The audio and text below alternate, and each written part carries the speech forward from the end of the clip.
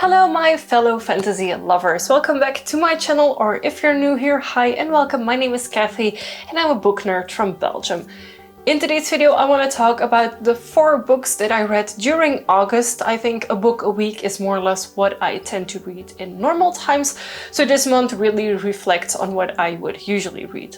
Although I did pick a few lighter reads, as you will see from this list. The first book on my list is a book that I read when I just came home from holiday, and it is Queen of Shadows, which is part 4 in the Throne of Glass series by Sarah E. Maas.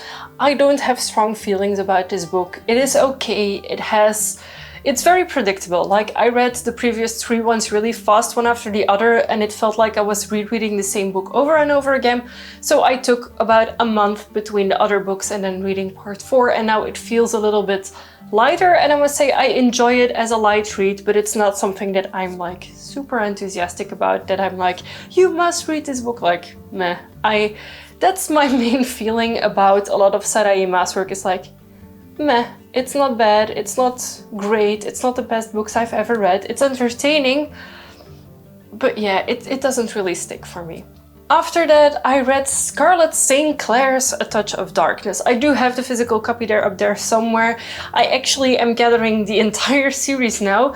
If you don't know the books yet, it is a Hades and Persephone kind of nowadays love story type, but also with mythology mixed in. I personally really enjoy it, but do keep in mind that this is fantasy romance, and this is not specifically plot driven or character driven or anything. Like, they have strong characters, so yes, it could be like a character driven story, but the thing is, with these books, you have 3 books that specifically follow Persephone's part, and you have 3 books that specifically follow the Hades part, and then you have like another book at the end. I only read the first one, so A Touch of Darkness, which is written from Persephone's point of view, and now I have the other ones who are up there. I'm not sure if they're even on this shelf or the one above it, but I actually have almost every single one of the books, so you have to read them, if I saw this correctly, the first book of Persephone, the first book of Hades, which I now have, and then the second book of Persephone, which I also have, the second book of Hades, which I now also have. So I can continue the series slowly. I'm not gonna rush through it because I do really enjoy it. It's a very easy read, it's a smutty read, I like it.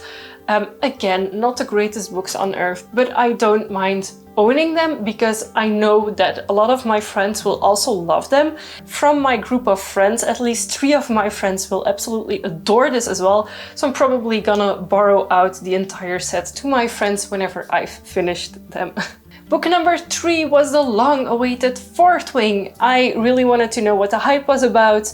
The physical copy I've seen of the book in stores, and I was like, if I like this book, I want to get a special edition. And oh god, did I love this book. Fourth Wing really surprised me because it was so overhyped. I had very low expectations of the book. I was like, this is so overhyped, it has to be like very smutty and very like childish fantasy maybe. But it was really good. Like, I really liked the story. I really liked the character building of the main character, Violet. I think she's a badass. The end of the book really made it a lot better for me. Like, there is a lot of romance. Like, the first part of the book, you really follow her as she goes through these trials, through this school. And the second part of the book has a lot of this romance, of this smutty content in it, which I don't mind. To be fair, I don't mind at all.